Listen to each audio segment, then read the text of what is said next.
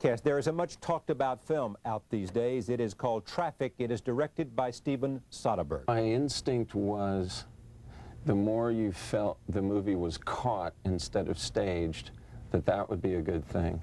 And to that end, we adopted a very documentary-like approach and pitched all the performances in a very naturalistic way. It was the only way to do this subject. I mean, otherwise you're making a movie about one of these group of characters, and I just thought it was bigger than that.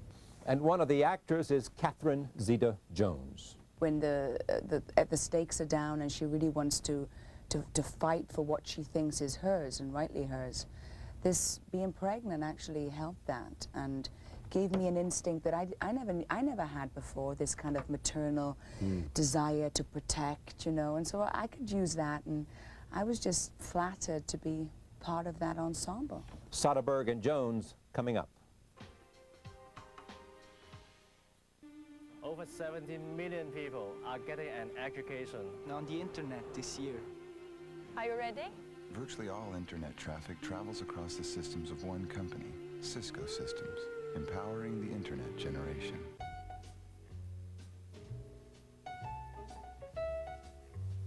Funding for Charlie Rose is made possible by Amazon.com, your online source for everything from books, music and toys, to videos, electronics, and tools.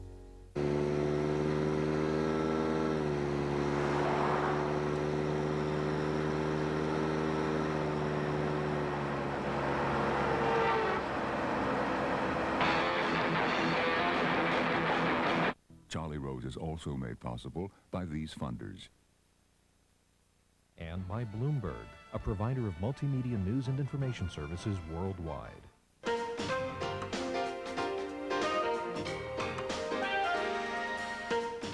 our studios in New York City, this is Charlie Rose.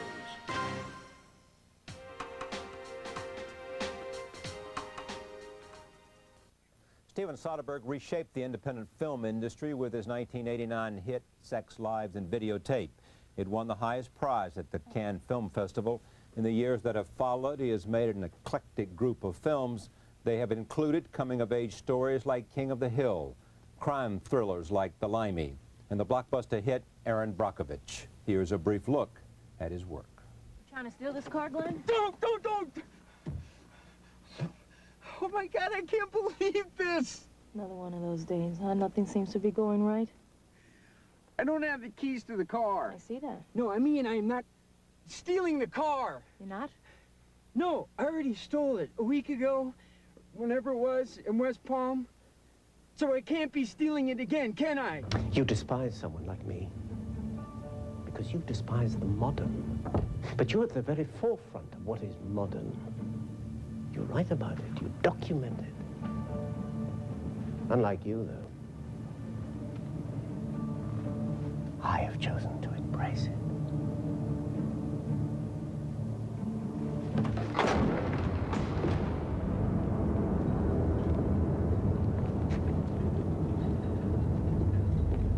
Looks like he's brought in the heavy mob. You're kidding me. Extra muscle, bodyguards. They look a right load of willies, though. You should see them. Let me see. Patrolling up and down in front of the house. Let me see. All done up like cavalry.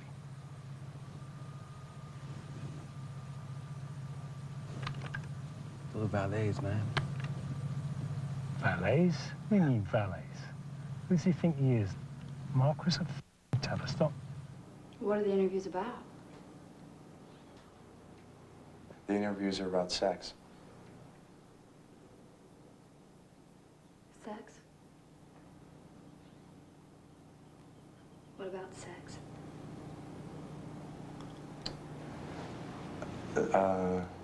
Everything about sex. Like what? What they've done, what they do, what they want to do but are afraid to ask for, what they wouldn't do even if asked. Anything I can think of. Well, your eyes. So before you come back here with another lame-ass offer, I want you to think real hard about what your spine is worth, Mr. Walker. or what you might expect someone to pay you for your uterus, Miss Sanchez. Then you take out your calculator and you multiply that number by 100. Anything less than that is a waste of our time. By the way, we had that water brought in special for you folks. Came from Well and Hinckley. Soderbergh's latest film, Traffic, is a powerful, epic look at the drug war in America. A lot of interest in this town. FBI, CIA, DEA, ATF, IRS. Right now, they're scared of you. I know everyone that you're going to meet. I know what they want and why. Anything else? No, sir. They brought him to Washington to win a war. Will we get invited to the White House? Well, I don't know about that, honey. None of my friends can freaking believe my dad's actually the drug czar. What is going on? We need to take down one of these cartels. They took her husband to send a message. What is going on? They came into the house. They just took him away. The DEA's got it. Do not discuss anything over the telephone. How am I going to survive this? They apprehended a witness to win their case. We hire drivers with nothing to lose and throw a lot of product at the problem. This has worked for years. I have actual dreams about this, about busting the top people, rich people, white people. And they paid an informant to get the truth. In Mexico, law enforcement is an entrepreneurial activity. You should feel good about this, not feel like a traitor. But the war they thought they had won You might want to pencil in a little FaceTime with your daughter. See, now you see. Let's do some more. is just beginning. Who does Carl sell to? You should not have any contact with those people. The doll is high impact, pressure molded. It's odorless, undetectable by the dogs, undetectable by anyone. I want the principal witness against my husband killed. This winter, We're going after their top guys. Your government surrendered this war a long time ago. the director of Aaron Brockovich and Out of Sight I have a job for you, but I don't have much time. takes you beyond the slogans, Where the hell are the drugs? All right. behind the corruption, You make us believe you got a boss. No, it's a death sentence. and into the depths of an underworld You worry about getting me what I want. I worry about myself. where no one Don't do this vigilante thing. gets away clean. Michael Douglas, Just tell me where my daughter is. Don Cheadle, We got you making a deal on tape. Benicio del Toro, It's all about the money. Dennis Quaid, Stay out of things. and Catherine Zeta-Jones. Now get out of the car and shoot him in the head. Traffic. I am pleased to have him back on this program. Welcome back. Thanks. It's been a while. It has been a while. Where have you been? Busy. You've made a couple of good movies since I last saw you. Well, we're trying. Of course, you think they're all good, though, I assume. That's not true. I would never say that. I want to talk about this and then sort of double back and talk about the career, because of what happened that everybody knows is Sex, Lives, and Videotape, and then sort of people forgot where you were. They didn't know quite. They didn't realize you were making movies, and then you just had a series of big hits. As I said to you, this has been one great year. Yeah, it's been a good year. I was just off basically for a few years working, but I think trying on a lot of different things to figure out what my strengths were, what my weaknesses were, and was willing to be under the radar while I did it. And then Out of Sight came along, which was a great opportunity for me, and since then I've sort of gone back and forth between the larger films and the smaller films. I've just gotten a better look at material. That's a nice place to be, I would assume, the capacity to go back and forth, the capacity absolutely. to do both. Absolutely. And I think the business is shifting constantly, and lately I think the line between independent films and studio films has gotten much more blurry, which is perfect for somebody like me. Yeah. Tell me about this one. What struck you about this movie that made you want to spend a portion of your life in making Well, it? I think like a lot of people I've known, friends who've had a problem with drugs, and also I was interested in how they got put through the system.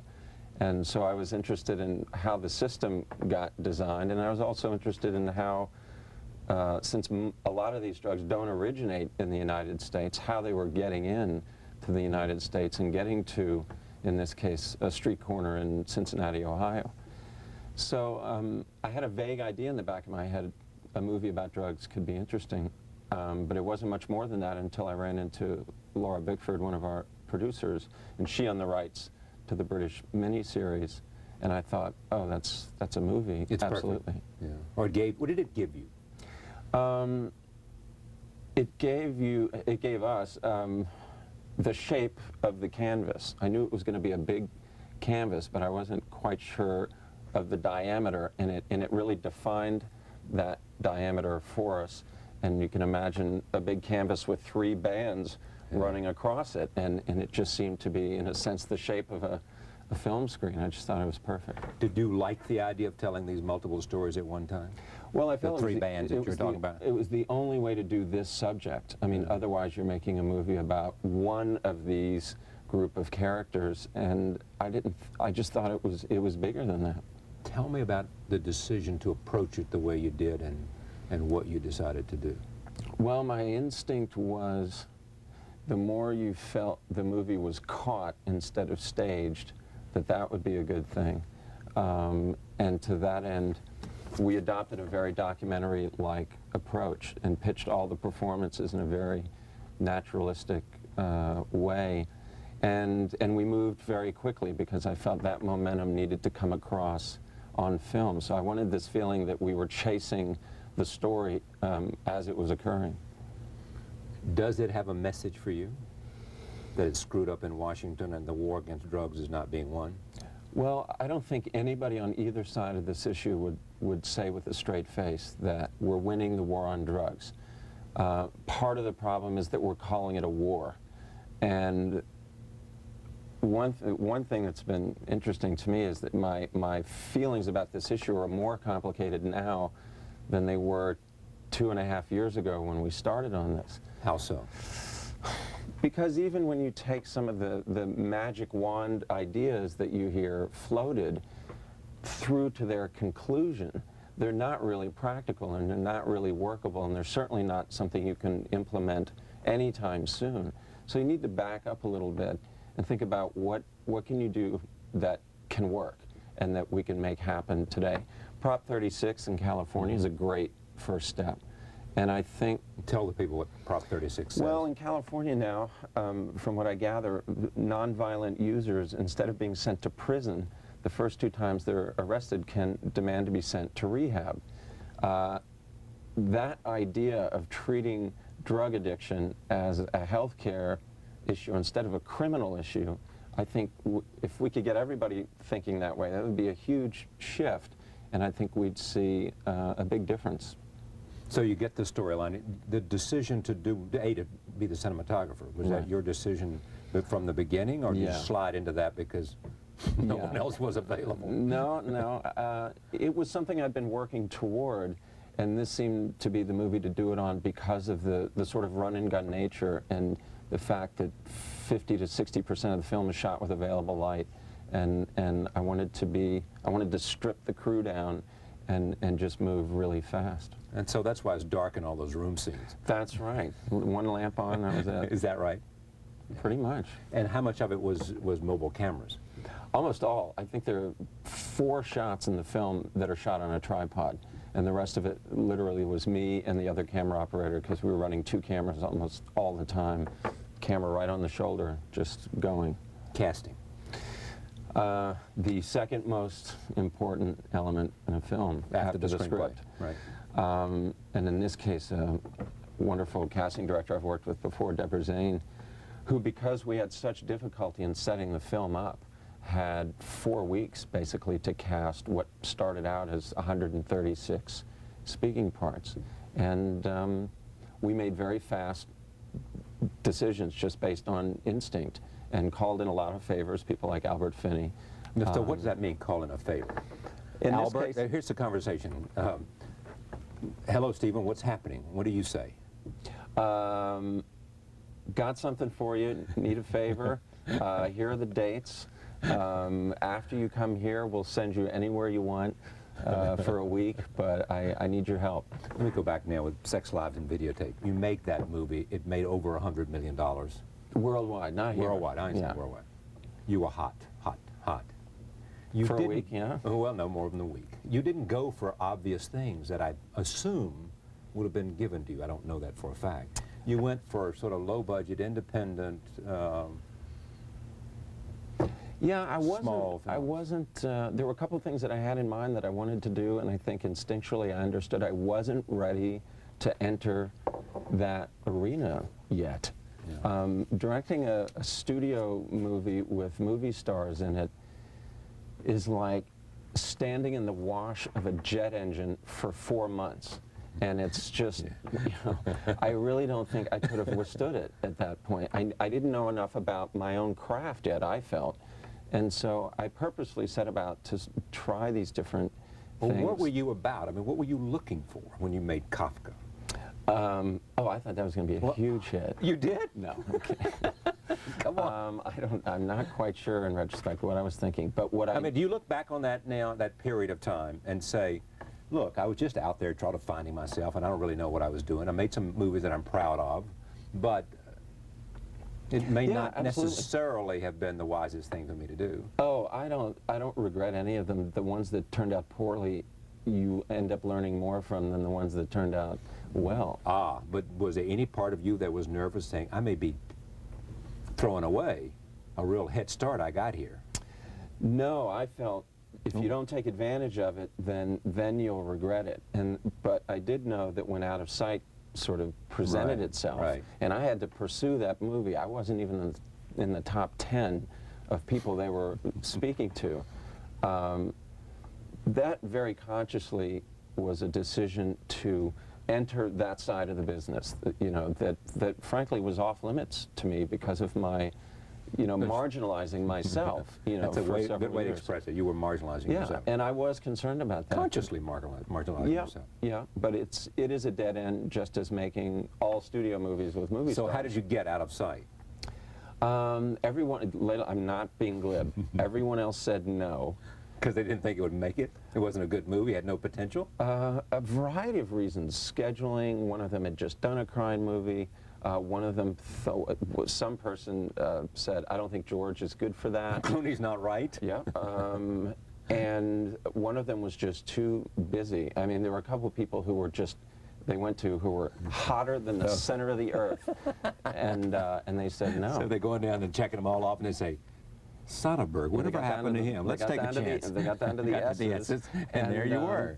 And I went in and found a very receptive group of people to the kinds of references that I was making for Out of Sight, which is talking about 70s films and talking especially about Hal Ashby and about a movie like The Last Detail, which I found had a perfect blend of drama and humor. And I said, This is the Nicholson film? Yeah, terrific movie. I remember the train scenes. Yeah. Great. And I said, that's the feel I want. And luckily, they all knew that movie and all agreed that was a great sort of Rosetta Stone of reference. Okay, help me understand the reference in terms of how it translated to Out of Sight. Well, The Last Detail is, I think, by definition, a drama, but has a lot of humor in it, but all very organic. It's not gag humor, it's character humor. And that combined literally with the fact that a lot of it took place in winter and had a feel that I thought would be similar to the Detroit material in Out of Sight. So they believed me, and I got it. And then came Erin Brockovich? No, then I did The Limey. Oh, The Limey was immediately after. And then while we were... Well, that got a lot of attention. That was a favorite movie for a lot of critics. Oh, that's good. Yeah, it was a fun movie to make, and Terrence Stamp, you know, is a great actor. And so is Guzman. Yeah. Is this when you got? Louis Guzman had a very small part in Out of Sight that whetted my appetite, and he had a much more substantial part in The Limey. And then when we were developing Traffic, in those two roles, the DEA agents, I had said to everyone, I want Don Cheadle and Louis Guzman. Together? Yeah. Oh, together, for sure. They should have their own show. Is that right? Yeah. Why don't you make a buddy movie with them? Well, everybody was talking about a prequel, because how they came I won't tell. One of them doesn't The Early make Adventures of. Yeah, exactly. They're terrific actors and provided, in this case, some very needed sort of humor, you know, to give you a release. Erin Brockovich, what happened? How'd you get that? Jersey Films, who produced Out of Sight and Aaron Brockovich, when we were finishing Out of That's Sight. Danny DeVito, isn't it? Danny DeVito, Michael Schamberg, Stacey Sher. When Good we were partner. finishing Out of Sight, they said, well, we'd like to work together again. We'd like to talk to you about this idea that we have. And they told me the story of Aaron Brockovich just verbally one day when we were finishing. I said, that sounds like the worst thing I've ever heard. Why would you think I'd want to do that? And we've certainly grown from being number 10 on the list to that's the worst thing in the world. Why would you ever think I would want to make your film? Yeah, I was, you know, putting on A couple of years make a big difference, don't they? Less than a couple years. And so I went off and made The Limey because there were certain narrative ideas in Out of Sight that I felt I hadn't gotten to explore. And Like what? What does that mean? Well, Out of Sight had a sort of a time loop, you know, sort of flashback time loop throughout. And I thought that you could be even a little more aggressive with this sort of fragmentation, even within scenes. And so I called Lem Dobbs, who wrote Kafka, actually, because I knew he had this script. And I said, let's rethink this, because I want to, you know, I have some narrative things I want to play with, and because the spine of the film is so straight, I felt I could get away with this kind of fragmentation. But coming out of The Limey, which was another crime film, I felt, as I often do, that I wanted an experience exactly the opposite. And literally one day, as I was frustrated by our attempts to come up with a structure for The Limey, the script for Aaron Brockovich, which they'd sent me anyway, was on my desk, and I picked it up and read it and put it down and called and said, I want to do this. Well, did you preface that by how stupid was I not to get this in the first place? Of course not. Oh, it shows you I don't understand anything about Hollywood, doesn't it? Jeez. You know, you basically called up and said, this may be your lucky day. I've reconsidered and maybe I'll give you a chance to allow me to direct your film. God, probably. But I did it. I said this. It's all about when stuff hits you. And coming out of The Limey, I wanted to do something very straightforward. I knew Julia was attached already and read it and thought, this is a role that she's absolute, you know, it's just going to be, she's going to give a towering performance in this. This is just coming. And it was a female protagonist. She was in every scene in the film, and I felt like I hadn't done that yet. Even Sex Lies was sort of an ensemble piece, and I wanted to make a movie in which there was a female character that we followed. What do you do now, as a matter of course, that you didn't do 5 years ago? I don't think so much. Really? Believe it or not. Works in politics, why can't it work in filmmaking? I really don't. Well, no. I mean, the point is well taken, though. In other words, you develop your instincts and you trust them, and you don't have to sort of, what? Yeah, I you mean, don't have to be, I don't agonize over, I've gotten better, I hope, at determining there are strategic points throughout the process that you really need to focus your energy, and I've gotten better about figuring out where those are, and also just going on my gut and not looking back. Wow.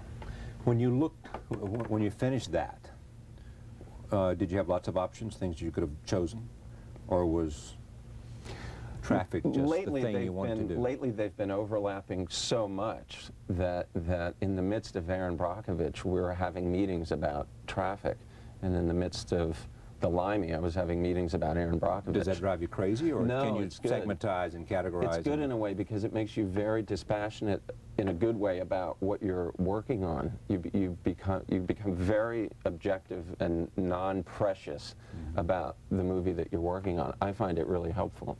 You want to be the cinematographer for all your movies? Well, it would be hard to go back. Really? It would be hard to, and that's not to say that believe me, there are 300 people in local 600 that are better cinematographers than I am. Yeah. Well, by the way, you had to join the union before you could do this. Yes, absolutely. But to insert somebody now between me and the film would be really hard. So, but there's a lot of on-the-job training going on here. I mean, there's stuff I reshot on Traffic. If somebody else had been the cinematographer, the guy would have been fired. I mean, I'm not kidding. I mean, stuff would come back and I just go, oh God, how could I have we're done doing that again. Now, what was it? Because you didn't have the right lens? You didn't have the right focus? You didn't have the right what? Well, as you know, the looks in each of the stories are sort of extreme. Yeah, and, that's right. And so we're, in terms of lenses and processing and exposure, we were often in territory where, like being a pilot, you're sort of flying on instruments, because what I'm seeing through the lens bears no relation to what I'm going to get back from the lab. And sometimes we missed, you know, and I just go and say, we got to do it again. Benicio del Toro. Crucial to this movie? Yeah. He's sitting out there, so is Laura sitting out there, but I'm a huge fan of his. You should be. I know, right? Exactly. I deserve no medals for this, it's obvious. How crucial was he to this film for you?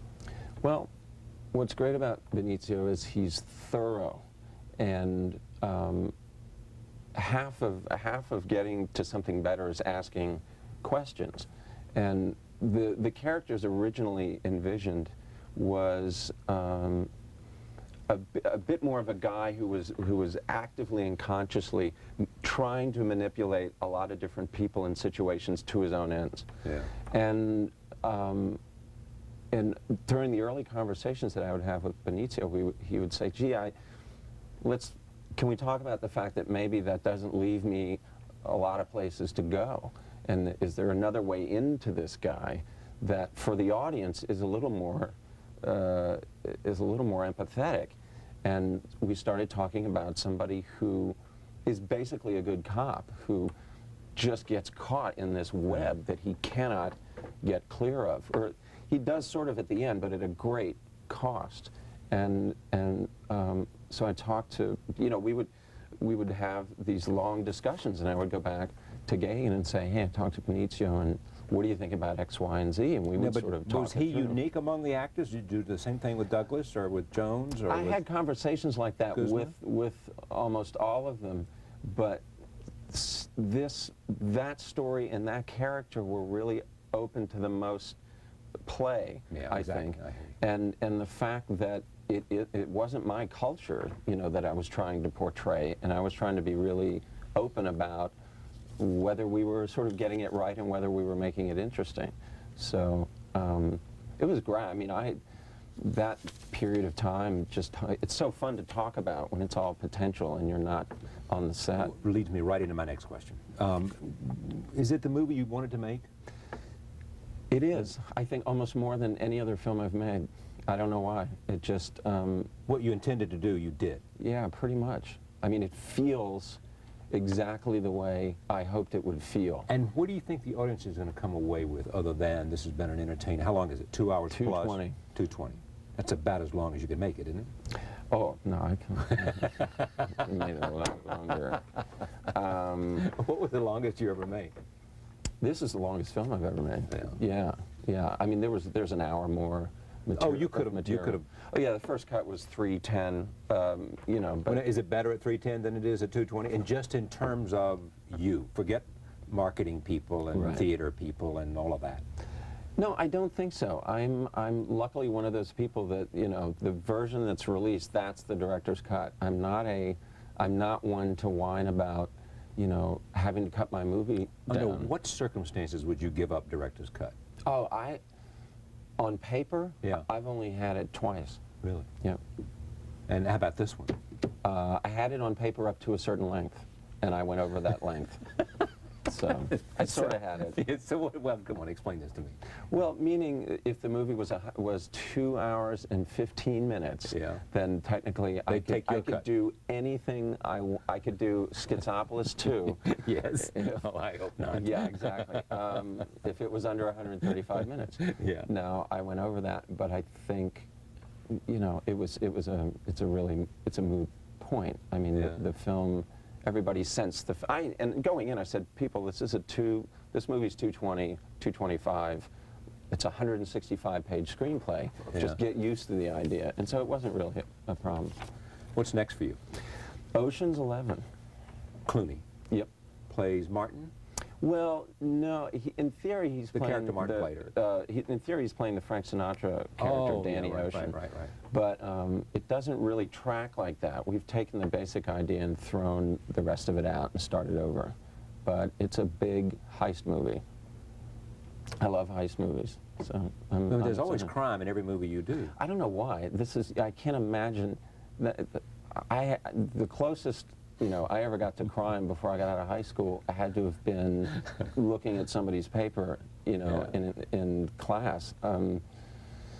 But I guess for somebody like me, it's genre films are a great way to sort of sneak things in and indulge preoccupations without people noticing too much. And so I guess that's why I keep going back to it. I should make this note.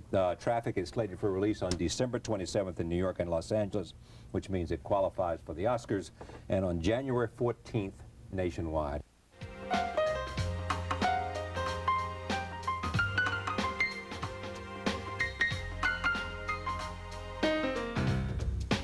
Catherine Zeta-Jones has been a famous stage actress in England, but it was the film The Mask of Zorro that transformed her into a star. Next came a role opposite Sean Connery in Entrapment, and The Haunting soon followed.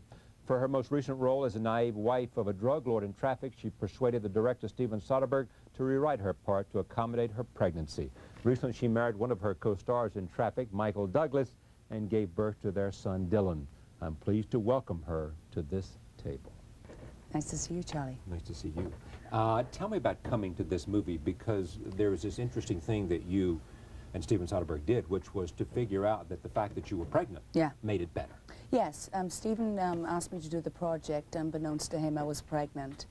And I read the material, and I really wanted to work with him. And I said to Michael, I said, I think my pregnancy will help this. And he went, absolutely, get on the phone and tell him. I said, well, is it okay that I can tell him this confidential stuff that we've been trying to keep from everybody? Right. Not even my mother knows. Yeah. And he said, yes. He was very, very supportive of that. And so when I spoke to Steven and I said, look, I am pregnant. Keep it quiet. If you think the idea is terrible, I completely understand. But what about if I play her pregnant? I think it would add a vulnerability. It would give her another dimension that, when somebody of the character that I play, when she turns around so quickly, when the stakes are down and she really wants to fight for what she thinks is hers and rightly hers, this being pregnant actually helped that and gave me an instinct that I never had before, this kind of maternal desire to protect, and so I could use that, and I was just flattered to be part of that ensemble. Does this role offer you something you think that's important for you in terms of the evolution of an actress? Absolutely. I think there's a preconception of what I do in movies, which is very good. Thank you very much. Right. I enjoy doing those movies. And Zorro, Entrapment. Absolutely. They've been fantastic for me, and it's given me an audience out there, and I love doing those movies.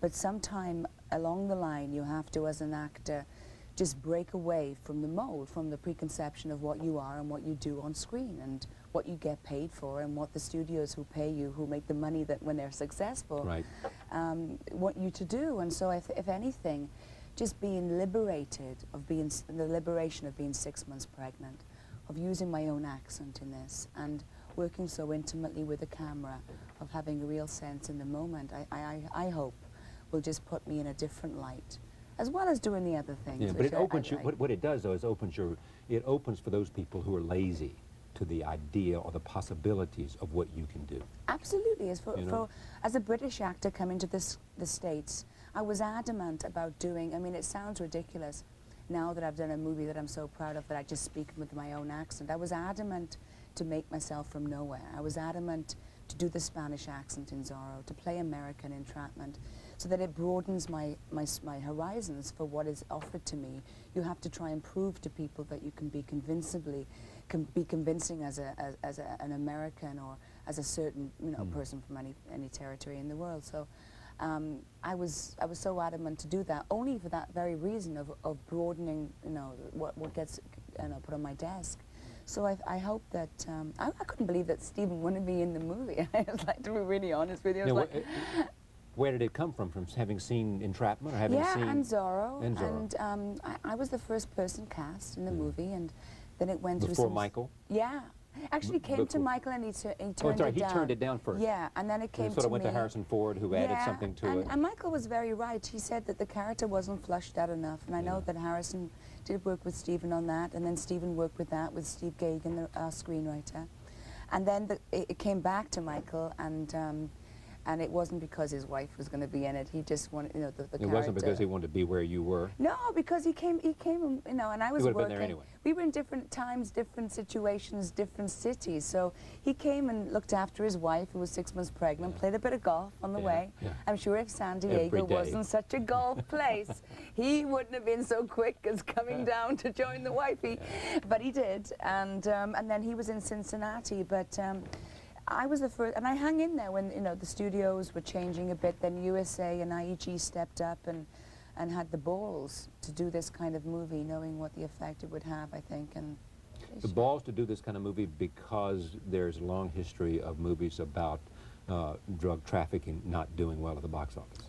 I think there's a long history of movies. Except for French Connection, perhaps. Yeah, and it's great to be associated with that. You know, it's great to think that this is the godfather of drug movies. You know, and it's kind of weird that, you know, I'm in a drug movie, and I say to my family who think like I thought before I did this movie, drugs are bad. Yeah. A blinkered view of bad people sell bad drugs in some ghetto downtown, a part of the city that I never go to, and that's the end of the story. It's not part of my life, so I will completely ignore it.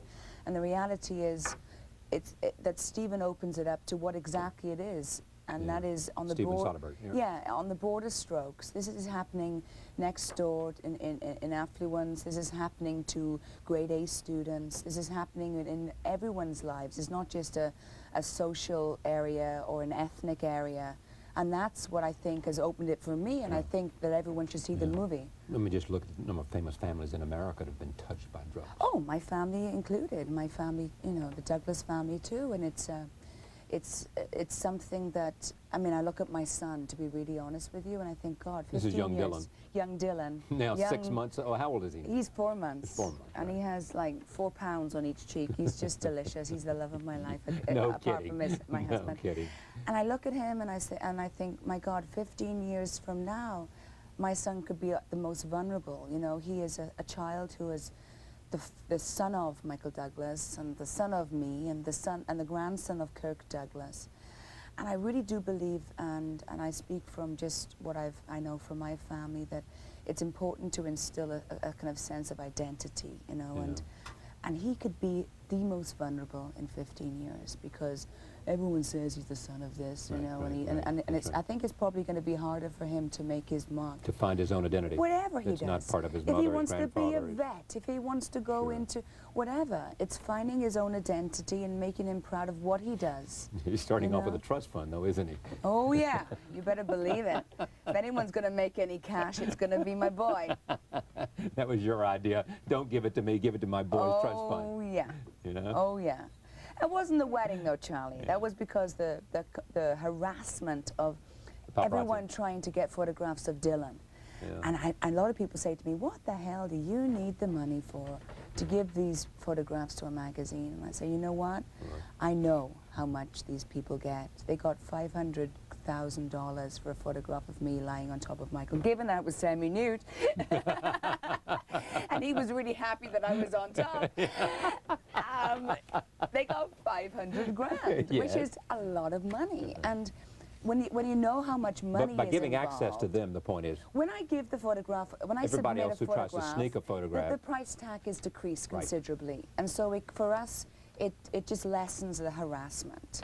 is it true that the tabloid incessant pursuit of you in London drove you away from London to No, Hollywood? not necessarily so. No, there was a microscopic view of my life. They didn't get a boyfriend, they said, about my sexual, you know, differences or preferences, and it just became, you know, kind of insatiable. And what was really, it wasn't because of that. I really wanted to make, you know, come to America. To make films in America. And make them, yeah. It wasn't only because of that, but it was an attribute. But it got unhappy and unpleasant for you only at the height of the because- television fame. Only because the people who were making the decisions in the very small environment of filmmaking over there, I was completely void of, because I was a TV actress, but I was much more known as being in the tabloids. And so there was a wonderful kind of rejuvenation of filmmaking in the UK that I was really not part of when Danny Boyle and all these young directors started coming up and doing interesting things. I was completely, you know, just not, I was not even in part of their first kind of call. You know, Because they perceived you as a tabloid character rather than actor. Yeah, because of what was going on. I think people found the reality and what was written in the press and kind of made their own judgments a little too much in favor of the tabloid, you know, interpretation of me. So that's when I decided to go. So I'm not going to be, you know, I fled because of the tabloids, because I didn't, but I must say because of what that, how that contributed to the work and the pieces of work that were coming my way, I had to come away and just start afresh. Okay.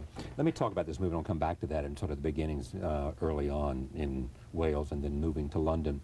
Here's a scene in which you confront your husband, Carlos, who's played by Stephen Bauer, who's going to prison. Remember, this is the story of how the wife of a trafficker, a big-time trafficker, shows both vulnerability and then strength as she becomes very tough about the world that she lives in. Here it is.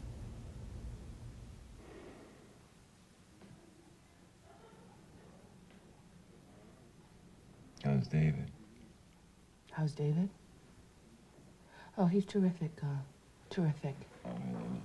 He watched his father being dragged away by federal agents. He's just doing fine. Okay. I can't even begin to tell him where you are. And when you're coming home, if you're ever coming home. Elena, we're gonna get through this. I promise. I'll make it up to you. Do you have any idea what's going on out here? Huh? Our credit cards are maxed. The people in the bank, you should see the way they look at me when I walk in there. I have a letter from the government telling me anything I sell from the house will be taken against an income tax lien. Our friends.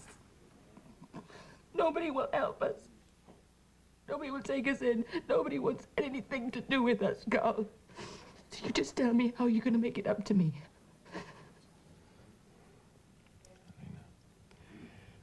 Just tell me what to do. I'm not bringing a child into the life that I was brought up into. I won't do it, Carl. I want our life back.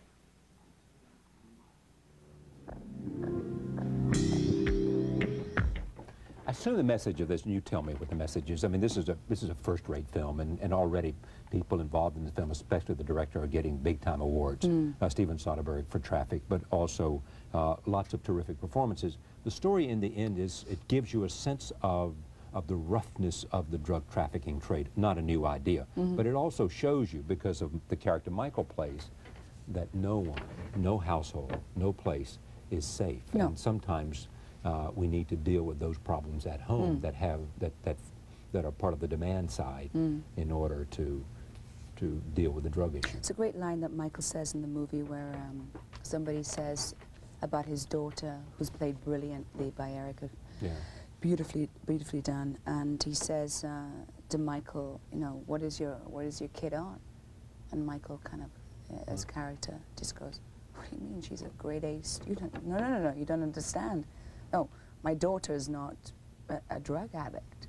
She was just part of a group, basically, is what, you know, that scene's about. And it's something very dismissive about it. And also what I like about what Stephen did with the movie was that there's an indefinite end, you know, because you really can knock it down somewhere and it's going to pop up somewhere else. And even with my character and, you know, the way that my particular story ends, along with Don Cheadle and Louis Guzman, there's something so indefinite about it that it's going to carry on. That's right. I mean, they almost say that. I mean, the whole movie suggests that whatever happens to these people, drug trafficking is going to continue Mhm. because there's an incessant demand for drugs Mm. in America. Supply and demand. Supply and demand. Take a look at this. This is another scene for you in which you are attempting to arrange the assassination of an informant who will keep her husband in prison. Roll tape. They're coming this way. Todos están ahí. They're passing me now.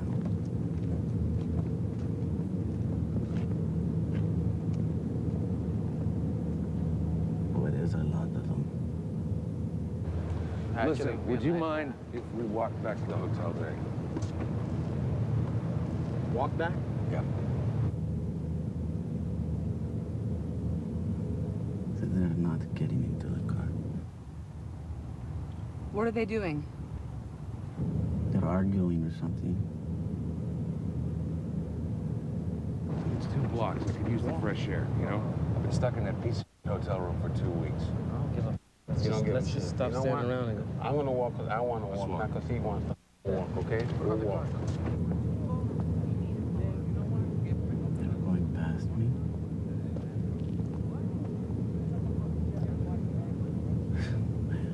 I do not know. I think they're going back to the courthouse. This could be the last chance to do this. Now get out of the car and shoot him in the head. Just shoot him. Back in Wales. Yeah. Born in this little town called Mumbles, or seaport, not a port, a seaside village. Seaport, yeah, seaport.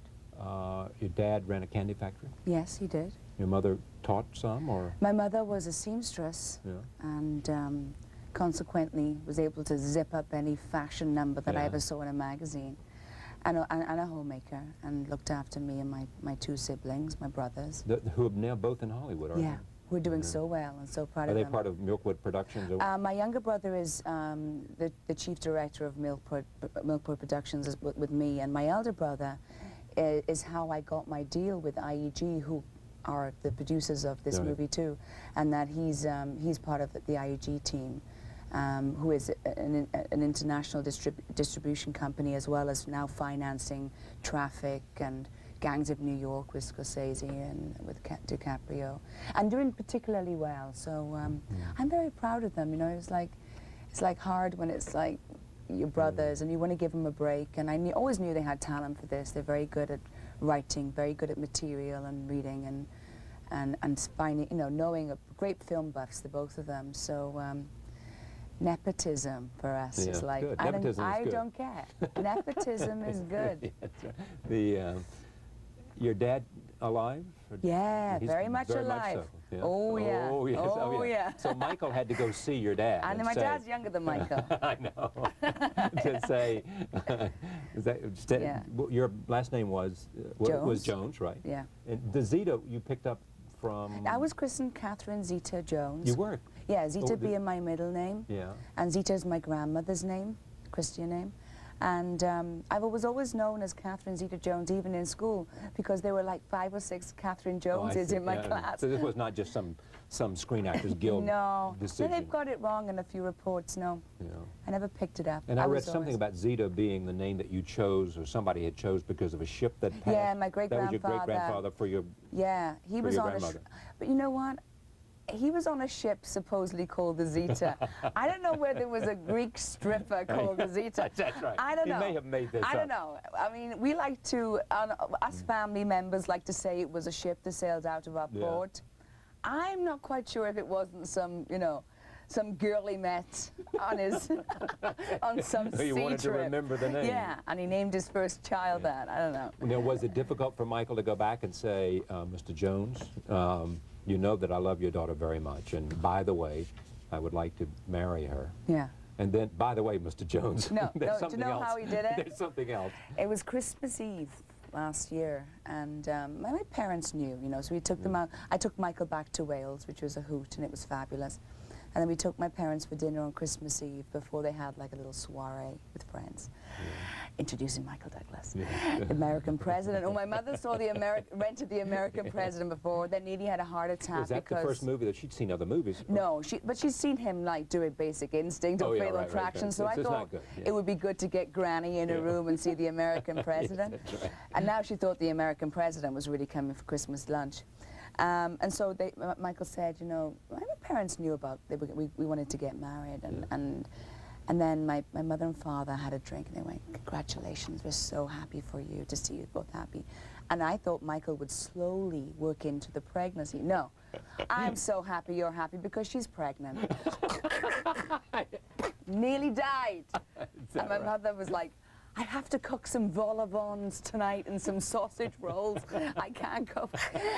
So it was, that's the way it is. And you know, a lot has been said about, So it got off to a good start. Oh, yeah. And every time he came to take me for a date, you know, 9 months of courting, one of my family members was there. So he always had to come in and shake hands. Proposed on his knees in Aspen, did he? Yeah. When our noses were running, and he thought I was crying. It's just like we had such bad. This is why I had the flu shot I was telling you about. We were so sick last year with that enough. And we're both working this year, unfortunately. Well, fortunately, we haven't been working for a while, and so yeah, and it's been a bit of a year, Charlie. I must say. I don't know what's going to happen next year. This was not a quiet wedding. It was not a quiet wedding. It wasn't a quiet childbirth. It wasn't. This is not, which I'm really proud of, is not a quiet movie. What did movies mean to you? Movies to me were glossy, escapism, Fred, Ginger, Gene Kelly, Rita Hayworth, Danny Kaye, Rita Hayworth. Black and white. Black and white. And that's why I started in musical comedy. And for me, when I finished, I played the lead in 42nd Street, which is now Mark Bramble, who directed me, is now going to revive it in New York. I did that for 2 years, playing the lead. And I was only 17, 18, so it was a big responsibility. And when I finished doing that, I really woke up in the morning and went, oh my God, this is what I've been dreaming of, and I've done it. What happens now? And I thought, this is ridiculous. I'm 18 years old, and I've really fulfilled my dream. And I had. That was it. To be the lead in a West End, which is the equivalent to Broadway show, and do it for 2 years, 8 shows a week. But not only that, to have it happen the way it did with David Merrick in the audience, and you were playing the second understudy, and you're on, and he says, yeah, well, give her the lead. Yeah, and it was, you know, it was kind of, it was dreamlike again. It happened to Shirley MacLaine. She went, and ironically enough, the Pajama Game, which I did before happened 40 to Barbara Seconds. Streisand. Yeah, and it's one of those things that, you know, I think you should give everybody else inspiration that this can happen to me too, because I was one of those people that when that happens in the movies, and then it happened to me. But you make your own breaks too, as you know. Oh yeah. You've got to be one of the It's funny, leads the there. harder you work, the luckier you get. Exactly, and the more prepared you are, the better you can perform. Yeah, exactly. When did you go to London? I was 15 years old. To do? To do the Pajama, a 9-month tour of the Pajama Game that rehearsed in London. Yeah. And then I was 16, I went in the chorus of 42nd Street. Now, when were you in Annie? When I was 11 years old. In London or somewhere else? In London, at the... So you went to London at 11? Yeah, with a chaperone and tutor. That my parents didn't have to pay for it, they got it. And I was in the show. And then I did Tallulah in Bugsy Malone on stage, which was directed by Mickey Dolenz. Yeah. I was 14. Yeah. And Mickey Dolenz told me I had to calm it down. I was a little bit too sexy. But at 14? At 14, you weren't surprised by that? Yeah, Mm. I just, it's something I always wanted to do, you know. My parents were pretty strict. There were lots of rules. Did you have a childhood? I had a grown-up childhood. Yeah, exactly. I had to, it's so funny that my parents expected me to be grown up because I was fending for myself. And there's kind of a weird double entendre because they would never have let me go if they didn't think I could look after myself. So I think I was older than my time then. As a teenager, I was very focused. I didn't have a boyfriend or anything like that, and hanging out in street corners and smoking cigarettes wasn't really for me. But you were burning with ambition. Oh yeah, really. Have always been. Yeah. And proud of it, as I am, as the people who... Absolutely, I don't think there's anything wrong unabashed ambition to make something. No, there's nothing and to work ruthless hard. about it. I would never, I think there's a place and time and room for everybody. I've never been ruthless, but I've been very honest that, hey, you know, I'm from a very small town in Wales, and I wanted to do, I really knew that as much as I love and my country and as patriotic as I am, I knew that I could never, I couldn't do my work there. Yeah. So I had to go, and in a way sacrifice a certain amount of things, which, like? Well, I think, you know, just growing up, pubescent, just the things that you're allowed to get away with, of being caught or of having relationships with the opposite sex or the same sex, the girlfriend thing and the boyfriend thing. It wasn't until I got to television in Britain where everything I did, which I should have done when I was a teenager, I had the chance to do that. Thank you for coming. My pleasure to be here. Pleasure to have you. I'm a big fan.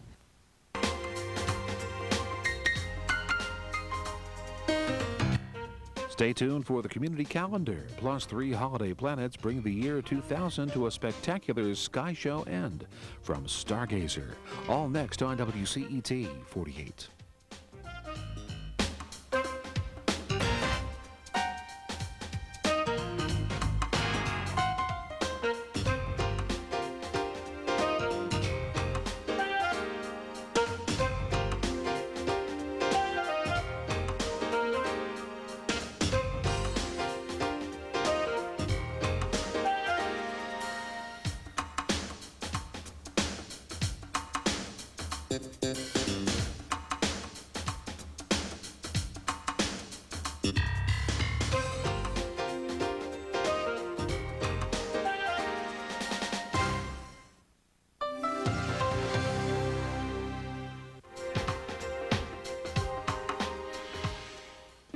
Over 17 million people are getting an education on the internet this year. Are you ready? Virtually all internet traffic travels across the systems of one company, Cisco Systems, empowering the internet generation.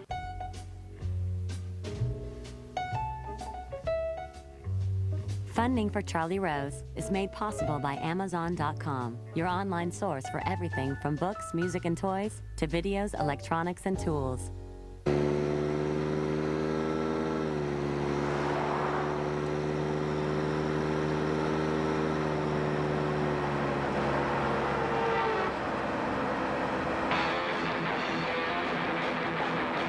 Charlie Rose is also made possible by these funders. And by Bloomberg, a provider of multimedia news and information services worldwide. To order Charlie Rose program transcripts and video cassettes, call 1-800-ALL-NEWS or write to the address on your screen. Please indicate show date and guest. This is PBS. On the WCET 48 Community Calendar, take a magical ride through a winter wonderland at the Pyramid Hill Sculpture Park Holiday Lights on the Hill through January 7th. With over 1 million lights, candy canes, Santa, and much more. For info, call 513-868-8336. Cheerful holiday music, steamy hot cocoa, and miniature trains make the Cincinnati Zoo Festival of Lights the perfect setting for holiday memories in the making, now through January 7th. For info, call 513-475-6199. Lionel, American Flyer, Plasticville, USA, and other electric trains are featured in a hands-on, child-friendly exhibit of toy trains from the 20s through the present at the Behringer Crawford Museum, now through January 7th. For information, call 859-491-4003. The Comboni Missionaries present a Cincinnati tradition for over 50 years. The Christmas Nativity display featuring moving figures, music, and a model of the city of Bethlehem, now through December 30th. For information, call 513-474-4997. The Mental Health Association of Northern Kentucky is offering a Christmas dinner and celebration free of charge to anyone with no place to go on Christmas Day. The program includes a delicious meal, gifts, and a visit from Santa. Donations of cash, toys, and self-care items are needed. For information, call 859-292-2485. Enjoy Dressed for the Holidays, a special holiday exhibition, small paintings from the Taft collection, and a special members preview, now through January 7th at the Taft Museum. For information, call 513-241-0343. And it's called Seinfeld Set to Music. I Love You, You're Perfect, Now Change. It's been a smash hit with Playhouse in the Park audiences. The musical has been extended through December 31st. For tickets or information about the special New Year's Eve pre-performance dinner, call the Playhouse box office at 513-421-3888. Send or email your announcements at least 3 weeks before the event date to WCET 48 Community Calendar, 1223 Central Parkway, Cincinnati, Ohio 45214-2890.